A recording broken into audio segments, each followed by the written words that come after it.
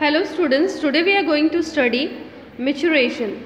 Maturation means the secretion of urine from the urinary bladder. Urine formed by the nephron is ultimately carried to the urinary bladder where it is stored till a voluntary signal is given by the central nervous system. So you all know urine is formed by the action of nephrons and it is all stored in urinary bladder, where it is stored till a voluntary signal is given by the central nervous system. Okay, this signal is initiated by the stretching of the urinary bladder as it gets filled with urine. Okay, तो इसको थोड़ा diagram से समझते हैं. तो ये देखिए, this is the diagram of urinary system. तो आप देख सकते हैं यहाँ पर जब नेफ्रॉन स्ट्रक्चर से यूरिन फॉर्म्ड हुआ, it is carried by the urethra to the urinary bladder, और यूरिनरी ब्लैडर में जाके यूरिन जो है वो क्या हो जाती है, स्टोर हो जाती है. यहाँ जाके वो तब तक स्टोर रहती है जब तक यहाँ पे कोई वॉलंटरी एक्शन जो है हमारे सेंट्रल नर्वस सिस्टम तक वहाँ नहीं पहुँचता है. फिर जाके क्या होता है तो उसको हम पढ़ेंगे. तो जितना भी यूरिन यहाँ पे फॉर्म हुआ है through the action of nephron, its get collected to the urinary bladder. Okay,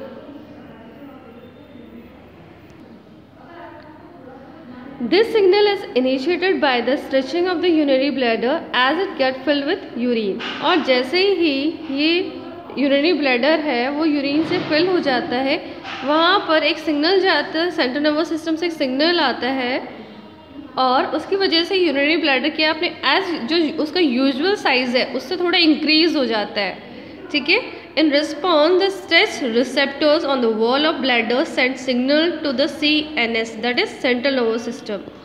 और जैसे ही हमारा जो यूरिनरी ब्लैडर है, जैसे इसमें यूरिन इंक्रीज हुआ और उसका साइज इंक्रीज हुआ, वो स्ट्रेच करेगा और जैसे उसकी वॉल में स्ट्रेच रिसेप्टर्स जैसे स्ट्रेच करेंगे तो ये सिग्नल जो है ब्लैडर से कहाँ पहुँचेगा, सेंट्रल नर्वस सिस्टम से. और सेंट्रल नर्वस सिस्टम से ये जो है मैसेज इट विल पास, और सेंट्रल नर्वस सिस्टम अगेन ये जो मैसेज है वो कहाँ सेंड करेगा, to the urinary bladder. The CNS pass on motor messages to initiate the concentration of smooth muscle of the bladder and simultaneously relaxation of the urethral sphincter cause the release of urine. अब देखिए यहाँ पे मैं आपको diagram से इसको समझाती हूँ. यहाँ देखिए, ये जो यूरिनरी ब्लैडर था यहाँ पे यूरिन क्या हुई, इकट्ठा हुई, और जैसे ही यहाँ पे यूरिन कलेक्ट हुआ ये जो यूरिनरी ब्लैडर है वो अपने एज यूजुअल साइज से क्या हुआ, स्ट्रेच हुआ. जैसे स्ट्रेच हुआ यहाँ ये जो यूरिनरी ब्लैडर की जो वॉल थी वो स्ट्रेच हुई और वहाँ से एक वॉलंटरी मैसेज गया टू द ब्रेन जो है हमारा सेंट्रल नर्वस सिस्टम में. वहाँ पे मैसेज आया, तुरंत वापस आएगा, यहाँ पे मोटर मैसेज सेंड किया जाएगा वापस यूरिनरी ब्लैडर को कि वो अपना जो ये यहाँ से यूरेथ्रल जो स्प्लिंडर्स यहाँ पर होता है जिससे ये बंद रहता है, यूरिनरी ब्लैडर जो बंद रहता है वो स्प्लिंटर मसल्स को ये मैसेज करता है जिससे वो क्या हो जाते हैं, ओपन हो जाता है और urine is released. The process of release of urine is called maturation and the neural mechanism caused it is called the maturation reflex. तो जिस प्रोसेस से ये यूरिन जो है वो सिक्रीट होती है through the urinary bladder is known as maturation, और जिसमें ये जो न्यूरल फंक्शन जो पार्टिसिपेट करता है यानी हमारा ब्रेन जो वर्क करता है, इस रिफ्लेक्स को कहते हैं maturation reflex. अब देखिए, an adult human excrete on average 1 to 1.5 litres of urine per day. We have also studied this about earlier. ये हम पढ़ चुके हैं कि एक ह्यूमन जो है, एक एडल्ट ह्यूमन जो है वो कितना यूरिन सिक्रीट करता है, that is 1 to 1.5 litres. Before that I will revise again what is maturation बेटा. It is very important. It is asked for one number question. तो maturation is the process through urinary bladder release urine. Okay? और कैसे होता है? It is with the help of central nervous system. ठीक है? जो यहाँ से जो है यूरिनरी ब्लैडर की जैसी वॉल स्ट्रेच होती है, वहाँ से मैसेज जाता है सेंट्रल नर्वस सिस्टम को, वहाँ से वापस एक मोटर मैसेज आता है to the smooth muscles of the bladder. तो वो क्या करता है, कॉन्ट्रैक्ट होता है, वापस कॉन्ट्रैक्ट होगा और वो रिलीज करता है यूरेथ्रल स्पंड को, ताकि यूरिन जो है वो सिक्रेट हो सके। Okay, the urine form is a light yellow coloured watery fluid which is slightly acidic and has a characteristic order.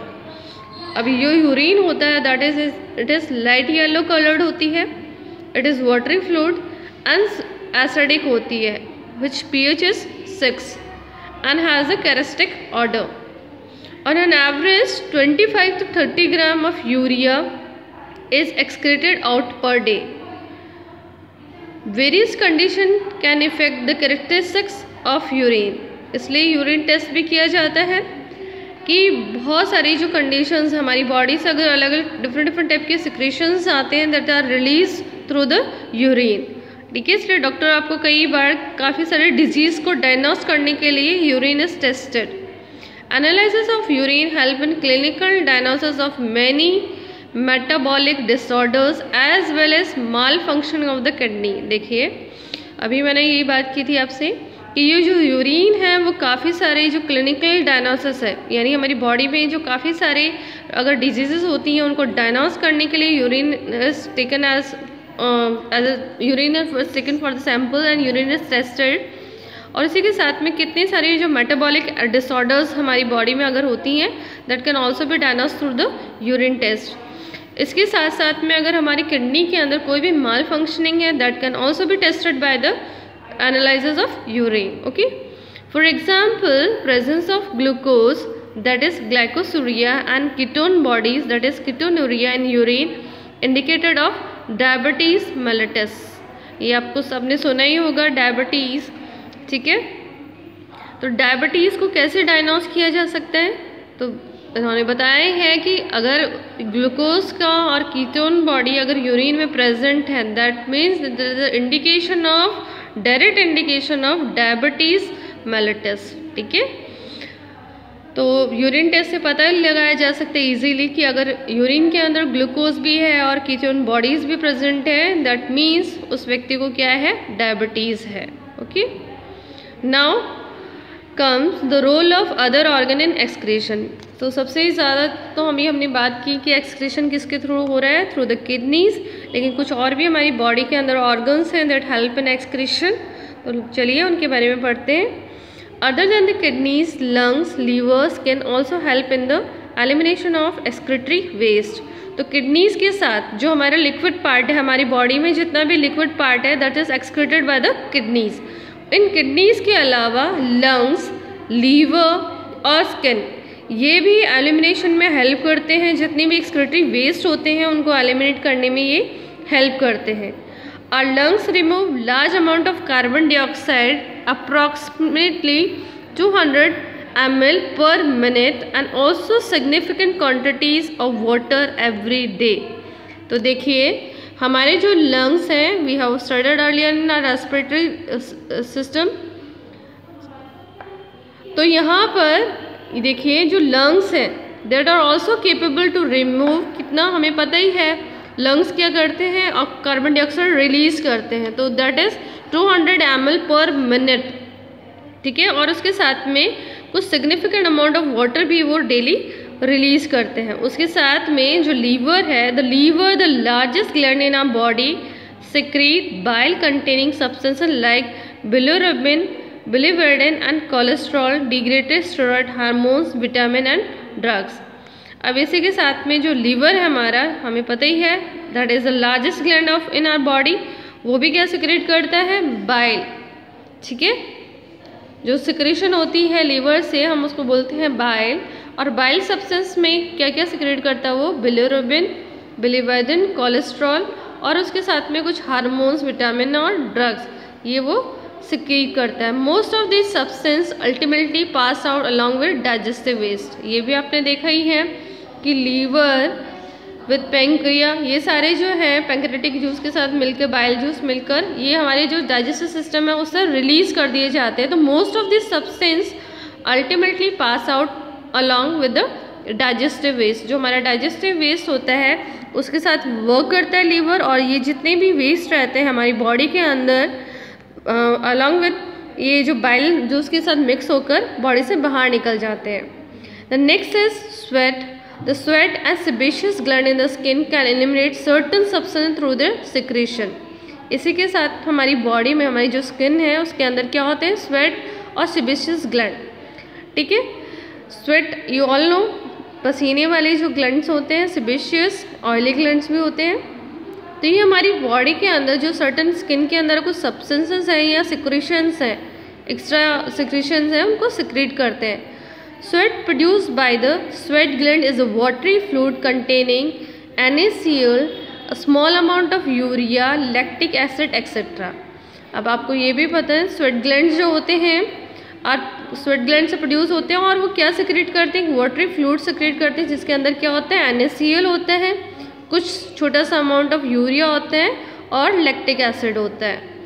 दो the primary function of sweat is to facilitate a cooling effect on the body surface, it also keep in the removal of some of the waste mentioned above. Okay, तो आपको पता है जो sweat है यानी पसीना जो है, its regulate our body temperature. ठीक है ना, गर्मियों में अगर हमें पसीना आता है गर्मी की वजह से, तो it help in the regulation of our body temperature. ठीक है, इसी के साथ में हमारी बॉडी में से जो भी वेस्ट है it's come out through the sweat. Okay, वो रिलीज होता है या हम बोल सकते हैं it's excreted by the in the form of sweat. Okay, now sebaceous glands eliminate certain substance like sterol, hydrocarbon waxes through sebum. अब जो ऑयल ग्लैंड्स हैं that is known as sebaceous gland, वो एलिमिनेट करते हैं कुछ ऐसे substance जैसे कि स्टेरॉइल है, hydrocarbons, waxes through sebum. This secretion provide a protective oily covering for the skin, और उसकी वजह से जो स्किन है उसके ऊपर एक ऑयली कवरिंग हो जाती है विच is very protective for the skin. Okay, तो हमने देखा कि किडनीज़ के थ्रू तो यूरिन जो है वो पास आउट हो ही रही है, हमारी ब्लड जो है वो पूरा फिल्ट्रेट हो रहा है और उसमें से यूरिन जो है वो पास हो रहा है। लेकिन किडनीज़ के अलावा और क्या क्या है जो सिक्रेट करते हैं, तो देयर आर लंग्स, लीवर और स्किन। ठीक है, अभी हमने देखा लंग्स से क्या होती हैं, जो एयर हम ले रहे हैं उसमें से कार्बन डाइऑक्साइड रिलीज होती है। लीवर में बाइल जूस जो है वो बिलिरुबिन, कोलेस्ट्रॉल और सबके साथ में मिलके वो सिक्रेट करता है। ठीक है,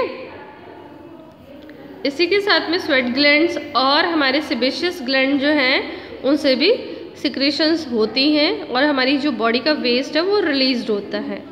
now at the end we study about the disorder of excretory system, कि अगर हमारा एक्सक्रीटरी सिस्टम प्रॉपरली वर्क नहीं करे तो कौन कौन से डिजीजेस हमें हो सकते हैं। तो first, malfunction of the kidneys can lead to the combination of urea in blood, a condition called uremia which is highly harmful and may lead to kidney failure. अब देखिए, अगर किडनी वर्क नहीं करेंगी तो obvious है कि जब kidney work नहीं करेगी तो वहाँ पर बॉडी के अंदर क्या होगा, एक्युमुलेशन ऑफ यूरिया इकट्ठा हो जाएगा और उसकी वजह से क्या होगा, एक कंडीशन कॉज हो जाएगी that is known as uremia which is very harmful, और उसकी वजह से क्या हो जाएगा, kidney failure. In such patients urea can be removed by the process called hemodialysis. अब जब बॉडी में जब किडनी प्रॉपरली वर्क नहीं करती तो ऑब्वियस है, अगर किडनी फंक्शन नहीं करनी है, और किडनी क्या है, एक स्वीप की तरह वर्क करती है, एक छलनी की तरह वर्क करती है, और अगर वो फंक्शन ना करे तो ऑब्वियस है जो भी उसे हम स्वीप करना था, या फिर हम बोले कि जो नेफ्रॉन का वर्क था यहाँ पे किडनी पे जो वर्क था कि सारा कुछ फिल्ट्रेट उसने करना था, छानना था और काफ़ी रीअब्जॉर्प्शन करनी थी, अगर वो नहीं कर पा रही है तो जितना भी वेस्ट मटेरियल था that will be accumulated in the body, और उसमें क्या एक्युमुलेट हो रहा है, यूरिया। अब अगर उस यूरिया को हम बॉडी से बाहर नहीं निकालते हैं दैट इज़ हार्मफुल, तो वहाँ पे उस व्यक्ति का क्या होगा, किडनी फेलियर्स हो जाएगी और या फिर उसकी डेथ भी हो सकती है। तो उसको क्योर करने के लिए क्या किया जाता है, एक प्रोसेस की जाती है that is known as hemodialysis. Okay, hemodialysis किया जाता है। ओके, हीमोडायलिसिस में क्या होता है, during the process of hemodialysis the blood drain from the convenient artery is pumped into a dialysis unit called artificial kidney. तो डायलिसिस जो hemodialysis है बेटा आपके सिलेबस में ज़्यादा वो डिटेल में नहीं है, इसलिए जितना बुक में मैं उतना एक्सप्लेन कर रही हूँ। तो ये जो हीमोडायलिसिस है वो बॉडी में जो हीमोडायलिसिस में क्या किया जाता है, सारा ब्लड जो है वो बॉडी से निकाला जाता है और उसको एक जो ग्लास रॉड्स टाइप चैम्बर्स होते हैं, हम लोग उसको आर्टरी भी बोल सकते हैं, उस आर्टिफिशियल किडनी में डाला जाता है। Blood drain from a convenient artery is pumped into the dialysis unit after adding N anticoagulant called like heparin. और जब उसको उसमें आर्टरी में से लिकर आ जाता है आर्टिफिशियल उसके अंदर किडनी के अंदर, तो वहाँ पर एंटीकोगुलेंट उसमें ऐड कर दिया जाता है, क्योंकि आपको पता है अगर ब्लड को बॉडी से बाहर निकाल जाए इट विल कोगुलेट। ओके, तो उसमें एंटीकोगुलेंट हेपरिन ऐड किया जाता है so that blood do not coagulate, नहीं तो वो जम जाएगा, सूख जाएगा। तो उसमें एंटीकोगुलेंट हेपरिन ऐड किया जाता है। The unit contain a coiled cellophane tube surrounded by a fluid having the same composition as the plasma.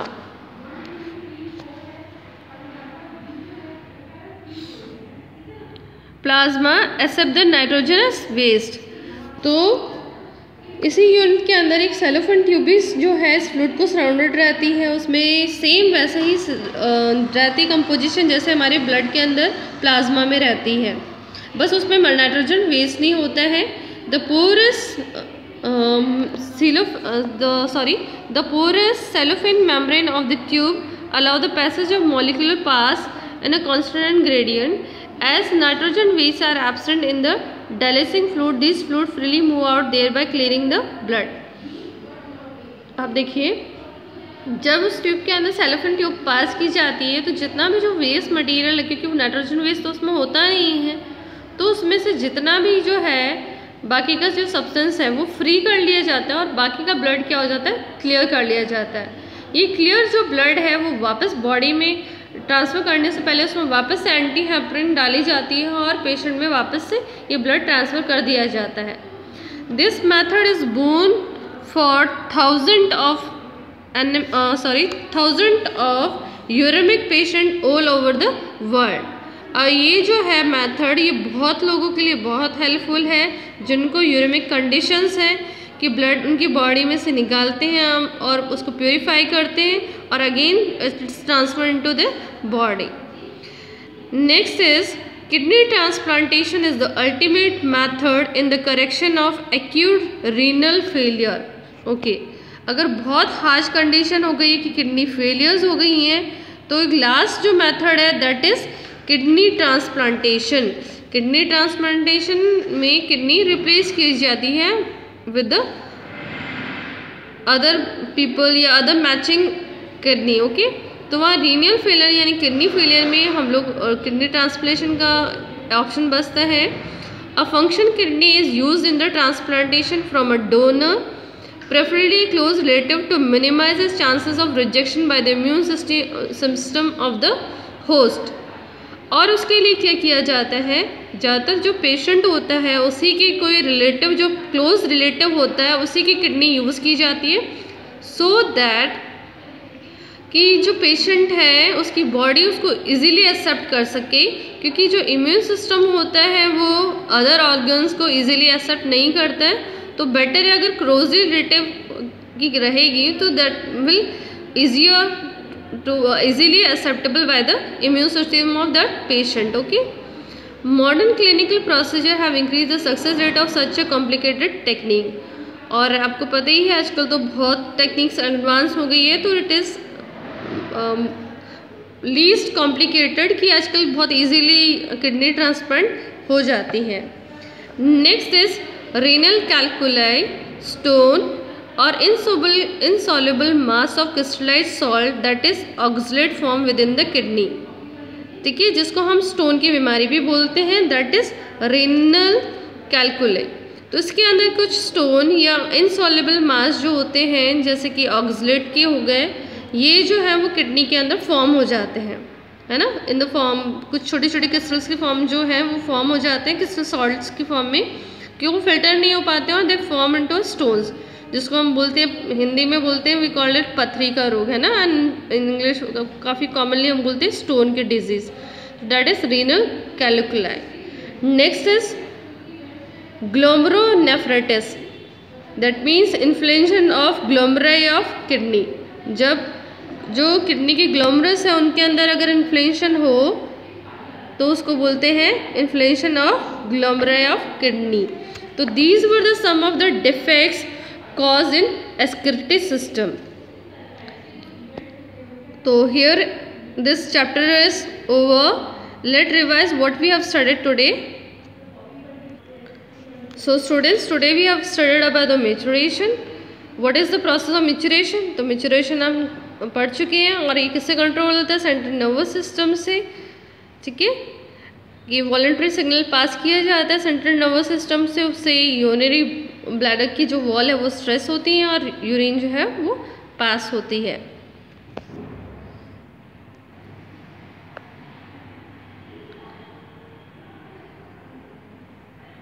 फिर आपने देखा कि यूरिन जो है वो डायग्नोसिस के लिए भी यूज़ किया जाता है, क्यों? क्योंकि हम इजीली डिटेक्ट कर पाते हैं उसमें प्रेजेंस, उसमें जो सब्सटेंस प्रेजेंट रहते हैं उससे हम इजीली डायग्नोस कर सकते हैं, क्लिनिकल डायग्नोसिस में भी हेल्प करती हैं। उसके अलावा हमने आज स्टडी किया कि किडनी के अलावा और भी ऑर्गन्स जैसे किडनी, लंग्स है, लीवर है, स्किन है, वो कैसे हेल्प करते हैं in the excretion of waste. जो एक्सक्रीशन वेस्ट होते हैं उनमें कैसे हेल्प करते हैं, जैसे कि स्किन, लंग्स के द्वारा एयर जा रही है, ये सब कुछ। उसके बाद में we have talked about the disorder of the excretory system. Okay, आपकी इस बुक में hemodialysis given in very short. If you are interested in studying hemodialysis, let me know, I will make another video on hemodialysis. Okay, so here I end my video. Thank you.